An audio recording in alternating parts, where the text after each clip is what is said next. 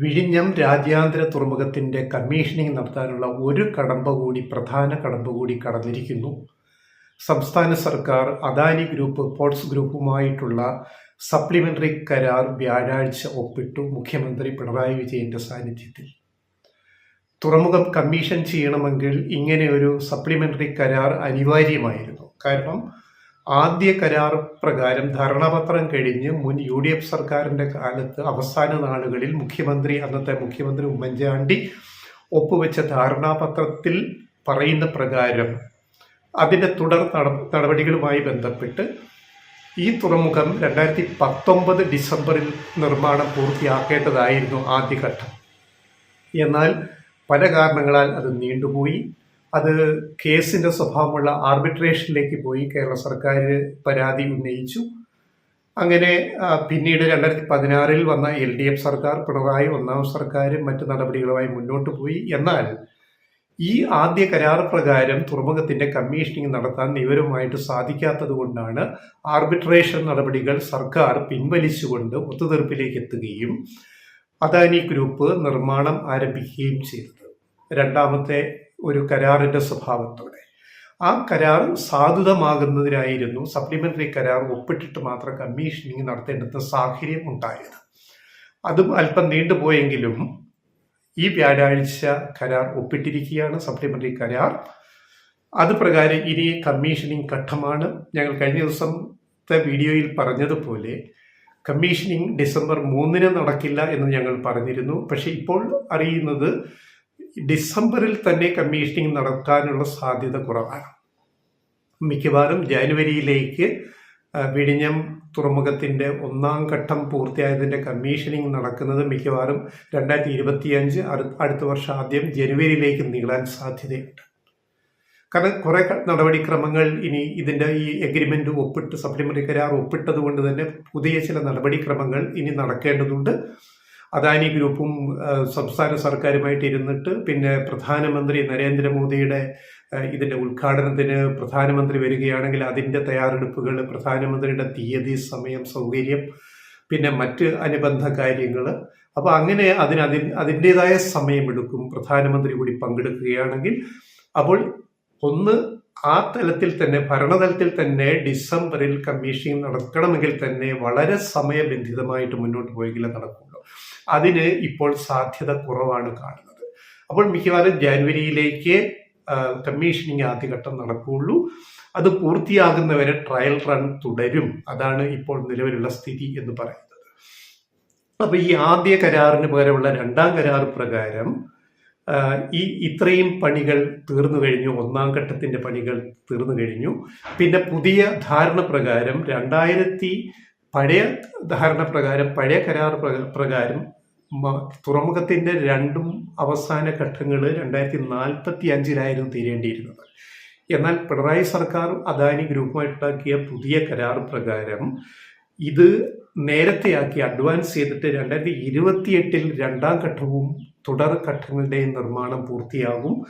2039 പകരം 2034 മുതൽ തുറമുഖത്തിൽ നിന്നുള്ള വരുമാനത്തിന്റെ വിഹിതം, നേരിട്ടുള്ള വരുമാനത്തിന്റെ വിഹിതം, GST മാത്രമല്ല മറ്റു വരുമാന വിഹിതങ്ങളും സംസ്ഥാന സർക്കാരിന് 2034 മുതൽ ലഭിക്കുന്നതാണ് പുതിയ അനുബന്ധ കരാർ, സപ്ലിമെന്ററി കരാർ എന്ന് പറയുന്നത്. അല്ലെങ്കിൽ 2039 വരെ ഇരിക്കണമായിരുന്നു. അപ്പൊ രണ്ടാം ഘട്ടവും തുടർ ഘട്ടങ്ങളും 2028 പൂർത്തിയാക്കാമെന്നാണ് പുതിയ സപ്ലിമെന്ററി കരാറിൽ അദാനി ഗ്രൂപ്പ് ഉറപ്പു നൽകുന്നത്. അങ്ങനെ നടന്നില്ലെങ്കിൽ അതിന് നഷ്ടപരിഹാരം ഈടാക്കാനും സംസ്ഥാന സർക്കാരിന് അനുകൂലമായ വ്യവസ്ഥ ഈ കരാറിൽ ഉൾപ്പെടുത്തിയിട്ടുണ്ട്. അപ്പൊ ഇനി പ്രധാനം ഒന്നാം ഘട്ട കമ്മീഷനിങ് ആണ്. ഇതിലിപ്പോ അദാനി അമേരിക്കയിൽ കേസിൽ, ന്യൂയോർക്ക് കോടതിയുടെ കേസിൽ പെട്ടിരിക്കുന്നു, കൈക്കൂലി കേസിൽ. അതിൽ സമൻസ്, അറസ്റ്റ് വാറന്റ് വന്ന ഘട്ടം നമ്മൾ കഴിഞ്ഞ ദിവസം വാർത്തകളിൽ കണ്ടതാണ്. അദാനിക്ക് അനുകൂലമായ ഒരു നീക്കം ഉണ്ടാകുന്ന ഘട്ടത്തിൽ കമ്മീഷൻ നടത്താനായിരിക്കും അദാനി ഗ്രൂപ്പ് ഉദ്ദേശിക്കുന്നത്. അതായത് ഇപ്പോഴത്തെ കേസ് ഓഹരി വിപണിയിൽ അദാനി ഗ്രൂപ്പിന്റെ ഓഹരി മൂല്യം ഇടിഞ്ഞിരിക്കുന്നു. പിന്നെ രാജ്യാന്തര റേറ്റിംഗ് ഏജൻസികൾ ഞങ്ങൾ കഴിഞ്ഞ ദിവസം പറഞ്ഞ പോലെ റേറ്റിംഗ് കുറച്ച് നെഗറ്റീവ് റേറ്റിംഗിൽ അദാനി കമ്പനികളെ ഉൾപ്പെടുത്തി. അങ്ങനെ രാജ്യാന്തര തലത്തിൽ വലിയ ഒരു കോർപ്പറേറ്റ് കമ്പനി നേരിടുന്ന ഒരു വലിയ നിയമപ്രശ്നം കുരുക്കിനകത്ത് വന്നിട്ടുണ്ട്. അപ്പോൾ പുതിയ ഗവൺമെന്റ്, അമേരിക്കൻ പുതിയ പ്രസിഡന്റ് സ്ഥാനമേൽക്കുന്ന ഡൊണാൾഡ് ട്രംപിന്റെ പ്രസിഡൻസി വന്നു കഴിഞ്ഞാൽ അദാനിക്ക് അനുകൂലമായ ചില നീക്കങ്ങൾ അമേരിക്കൻ ഭാഗത്തു നിന്നുണ്ടാകുമെന്നൊക്കെ അദാനി പ്രതീക്ഷിക്കുന്നുണ്ട്. പക്ഷേ അതിനും ഡേറ്റ് ജാനുവരിയിലേക്ക് നീളുന്നു. ഡൊണാൾഡ് ട്രംപ് അമേരിക്കയുടെ പുതിയ പ്രസിഡന്റായിട്ട് നിയുക്ത പ്രസിഡന്റ് അധികാരമേൽക്കുന്നത് 2025 ജനുവരി 20-നാണ്. അപ്പോൾ അത്രയും കാത്തിരിക്കേണ്ടി വരുന്നു അവിടെ. അപ്പം അതിനു മുമ്പ് കാര്യങ്ങളെല്ലാം നടക്കുമോ അല്ലെങ്കിൽ എന്തെങ്കിലും നീക്കമുണ്ടാവുമോ എന്ന വിഷയം ഇതിൻ്റെ അകത്തുണ്ട്. അപ്പോൾ ജനുവരി 21 മാത്രമാണ് അടുത്ത വർഷം ട്രംപ് പ്രസിഡന്റായി സത്യപ്രതിജ്ഞ ചെയ്ത് അധികാരമേൽക്കുന്നത്. അമേരിക്കൻ പ്രസിഡന്റിന് ചില വിപുലമായ അധികാരങ്ങൾ ഇത്തരം കാര്യങ്ങളിൽ പ്രയോഗിക്കാൻ കഴിയും. അതിനുവേണ്ടി അദാനി കാത്തിരിക്കുന്നുണ്ടാവും. ആ വിഷയം കൂടെ ഈ വിഴിഞ്ഞവുമായിട്ട് പരോക്ഷമായിട്ട് ബന്ധപ്പെട്ട് കിടക്കുന്നു.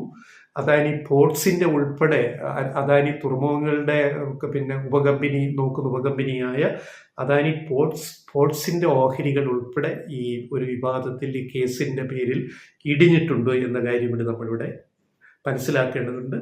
അപ്പോൾ ആദ്യഘട്ടം കമ്മീഷനിങ് പെട്ടെന്ന് തന്നെ 30 ലക്ഷം പ്രതിവർഷ കണ്ടെയ്നർ ശേഷിയാണ് ആദ്യഘട്ടത്തിൽ പറയുന്നത്.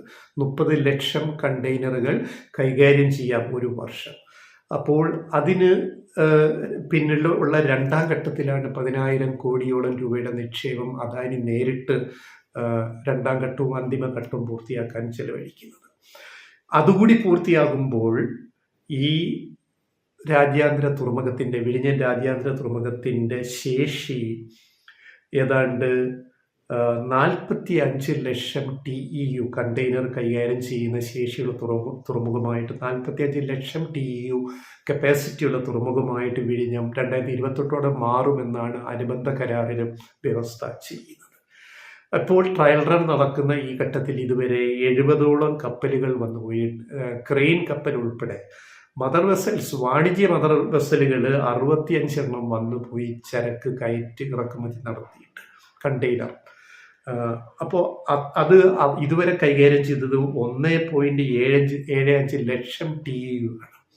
അതൊരു വലിയ വളർച്ചയാണ് വിഴിഞ്ഞത്തെ സംബന്ധിച്ച്. അതായത് 1,75,000 കണ്ടെയ്നറുകൾ ട്രയൽ റണ്ണിൽ ഇപ്പോൾ തന്നെ വിഴിഞ്ഞം കൈകാര്യം ചെയ്തിരിക്കുന്നു. അതൊരു വലിയ നേട്ടമാണ്. അപ്പോൾ ട്രയൽ റൺ നീളും.